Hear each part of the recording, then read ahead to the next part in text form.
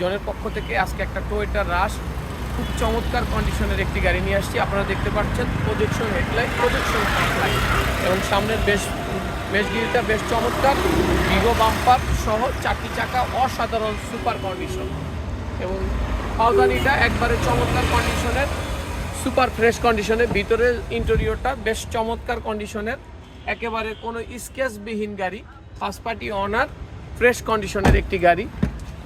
পিছনটাও যদি দেখেন বেশ চমৎকার কন্ডিশনের একটি গাড়ি। পিছনটা যদি দেখেন, পিছনটাও ভিগো বাম্পার ইনস্টল করা আছে, যা আছে A to Z অরিজিনাল আছে।